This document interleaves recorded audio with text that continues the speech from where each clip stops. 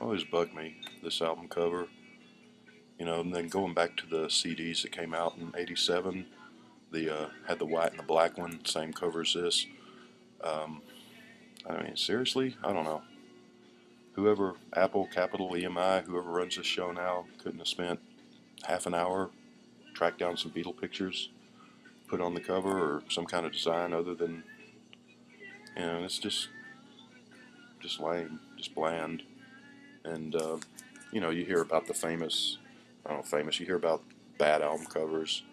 Sam and Dave on the cartoon turtle. There's even a book of kind of odd, creepy, weird, bad album covers. But I mean, at least those have some kind of kitsch value or some kind of what the hell were they thinking there? What's that all about? Some of them are so bad they're good.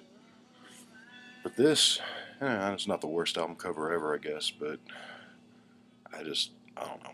Seems like they could have anything better than this. Just a picture of the Beatles, if nothing else.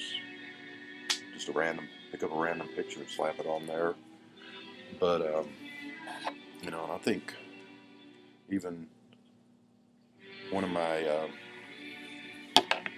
other all-time just lame album covers, "Suckin' in the '70s" by the Rolling Stones. Remember that one came out? And had it. I don't have it anymore, but it's just a white album cover with a black 7 and a 0. But that even made sense in a perverse sort of way because it's if you go by, a lot of people say that the Rolling Stones made a lot of lousy music between Exile and Some Girls in the '70s, and so you got this album of here's our greatest hits of our lousy songs, and so to complement that, we're gonna put it in a lousy cover for you, which is kind of with that Beatles album, I don't know. Anyway, hey everybody out there in the VC, hope you guys are having a great Sunday night, and doing well. I was in the mood to make a video, which is kind of a shame that I don't have anything really to talk about or planned. So this is going to be just me babbling about probably not much anything. I thought about showing some records that I haven't shown yet, but don't really feel like it, so I'll do that at another time. And I haven't bought anything new recently. I have something on order that I thought might be here by now, but it didn't show up yet. Hoping that it shows up this week in the next few days. It's coming from England. So when I get that, and that is a pretty neat deal, I'll show that. I'll do a video on just that. Might save the box and open it on video. It's something that I have shown before, only in a different form. So I'll just leave it at that and let you stay up all night wondering what I'm talking about there. But anyway, also wanted to, if I may, deviate from the records and vinyl to just show this for a minute.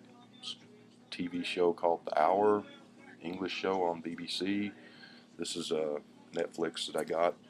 I think it came out 2011 and 2012, 2 seasons, 6 shows a season. They didn't pick it up for a third season, but just wanted to pass that along. If you like English shows, I do. If you like Mad Men, if you're a fan of that, this is not exactly a corollary, but kind of sort of like Mad Men in England, and only this is set in the 50s instead of the 60s, and the people here are they're on a news TV show on the BBC back in the mid 50s, and got a great cast. Got Dominic, forget his last name, but he was one of the lead guys in The Wire, which was, I think, I don't know if I'd rate that the best TV show of all time, but it'd certainly be in my top 3. Uh, got some other people that I hadn't heard of. Multi-storyline, great acting. I think the girls look better in this show than they do in Mad Men, for whatever that's worth. But English manners and intrigue and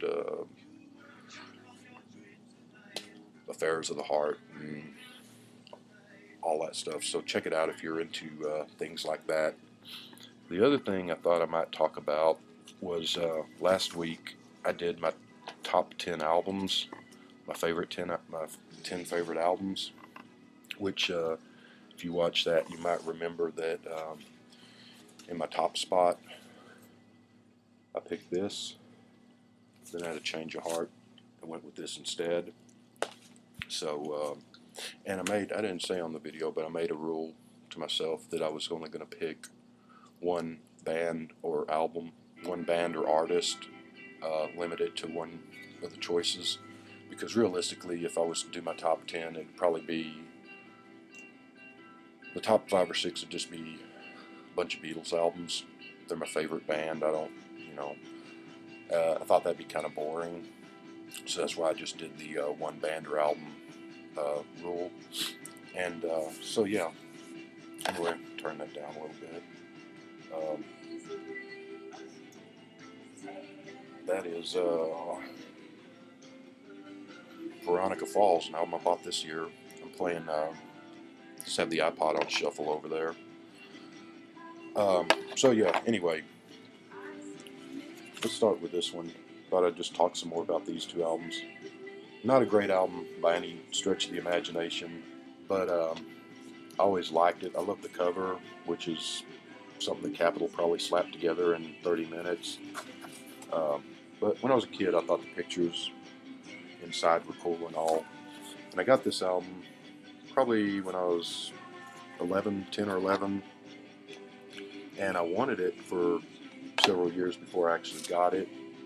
Being a double album, it's more expensive than a single album. Being 10 or 11, I didn't really have money, and it was just what I could talk my parents into buying me albums here and there, Christmas and birthdays and so forth. I was also, because back then, this is in the early 70s, you didn't have a whole lot of books and information out about the Beatles like you do now, or any rock and roll bands for that matter. So I picked up every book I could find, magazine. There were some one-off magazines on the Beatles that show up on the newsstand every once in a while. I picked those up, still have some of those. I kind of probably built this up in my head to be a lot more than it actually is before I got it. I was expecting, I don't know, the whole story of the Beatles, this audio record of the Beatles, and it's really just some thrown together stuff by Capitol to cash in 1964. Some little snippets of interviews with the guys, and there's a narrator. It's pretty lame. It's like one of those old films you used to watch in school with the narrator, and some clips of their songs. No entire songs on this.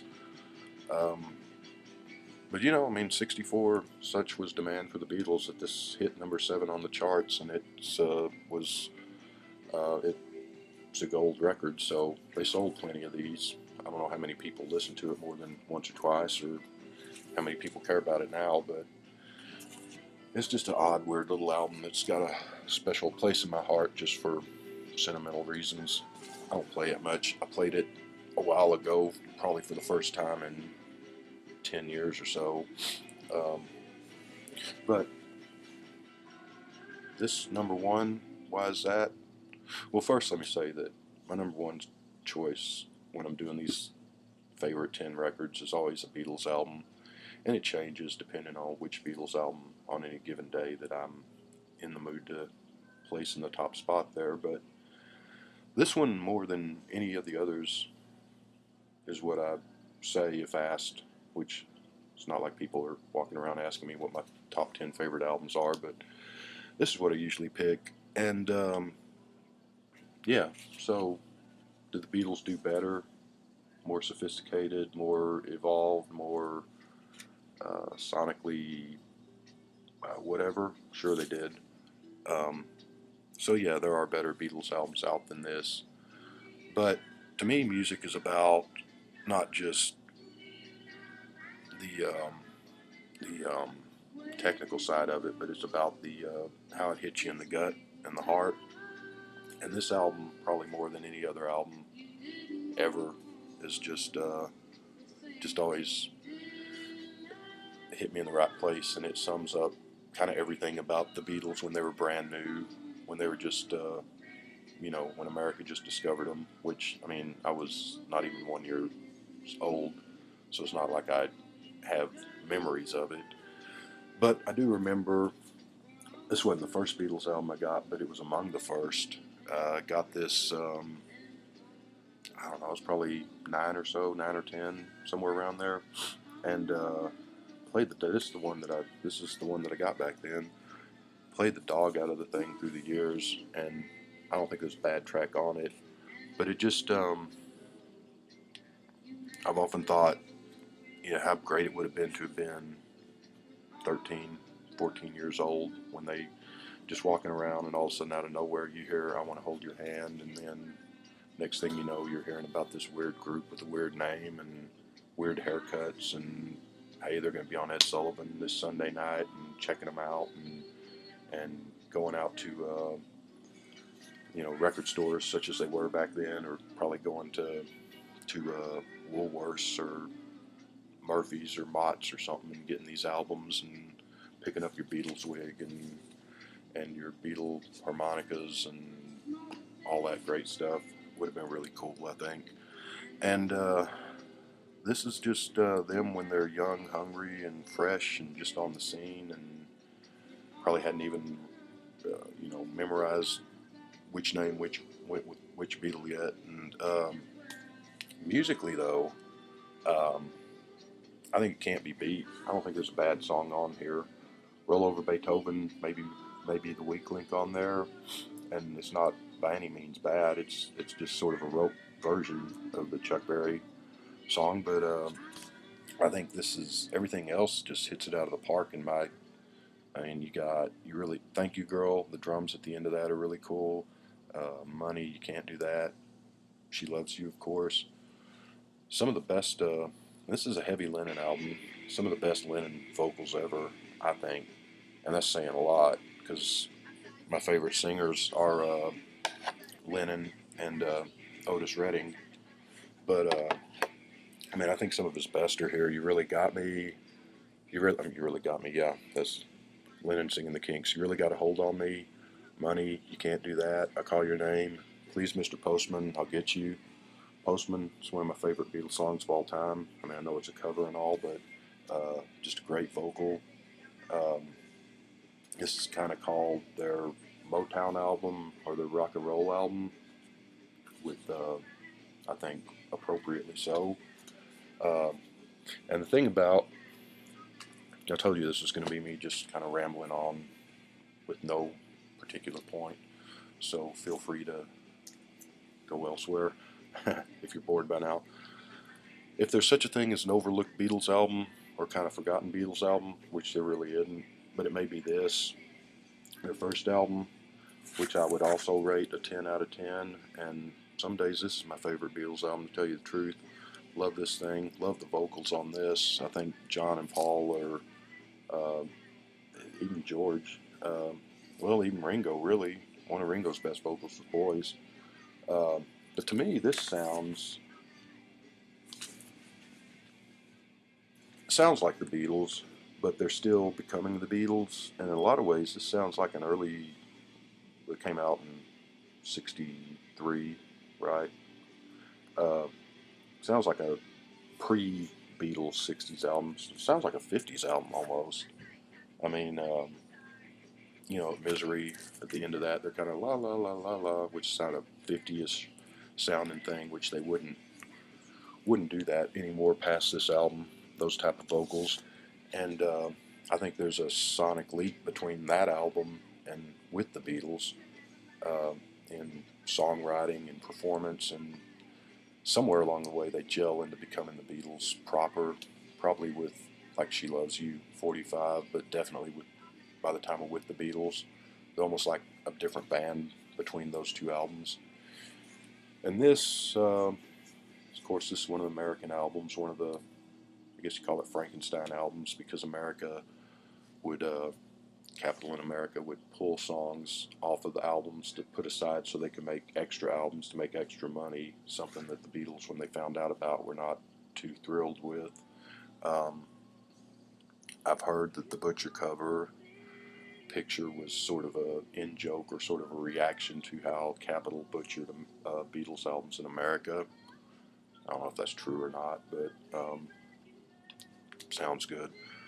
So over here, of course, we had, instead of the British albums with the Beatles, Meet the Beatles, second album, Something New, Beatles 65, etc., etc. Um, and some of those would have been better to get the British albums because A, they sounded better, um, and B, they had more songs, and C, they were put together the way that the Beatles meant them to be put together.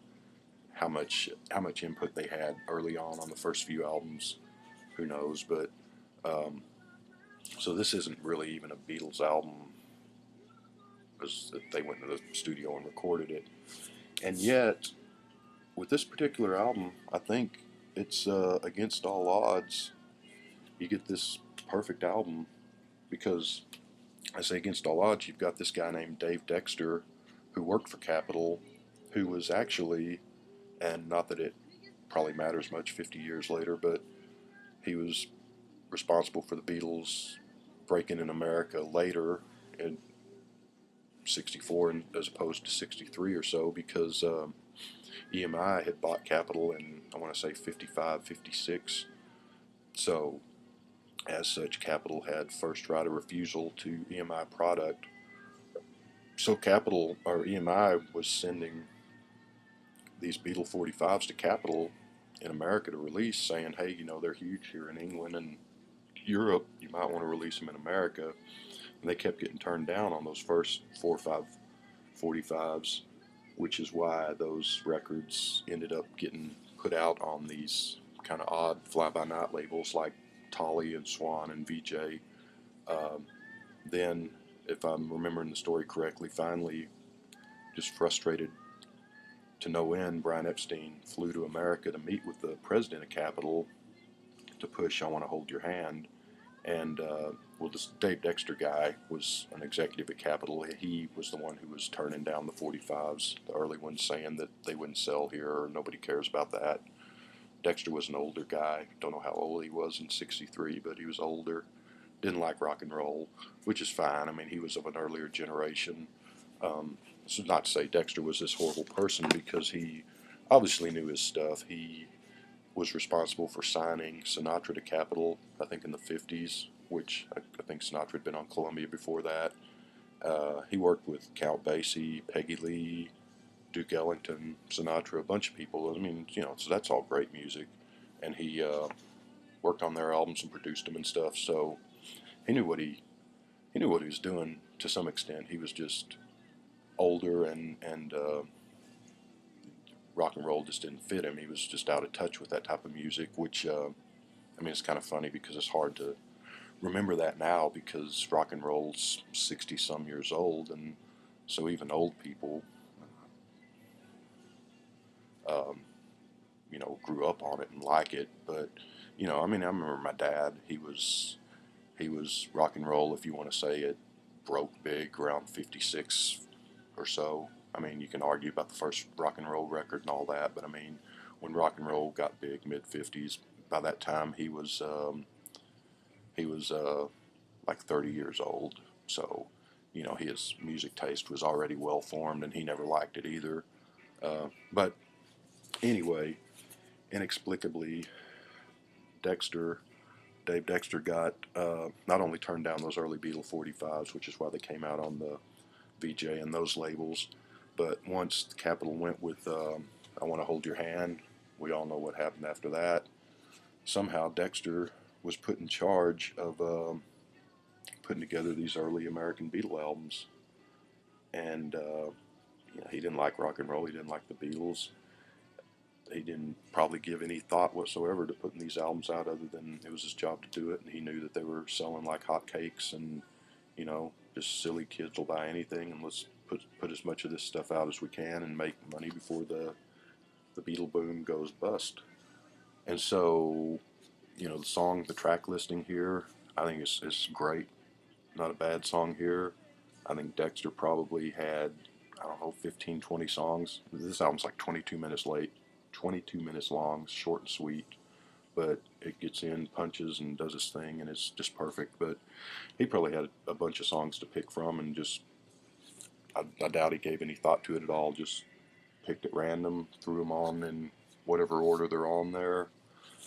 The cover, I love the cover, even though it's cheesy and looks like an early, the Beatles would refine album cover artwork in just a year or so from '64, but this looks like early rock and roll album cover art. But they probably grabbed these photos and laid it out and put it together in an hour. But it works. I mean, I think it also just captures the spirit of that early days of the Beatles when they were brand new. And so yeah, I mean, I could talk more about this album, but I just think that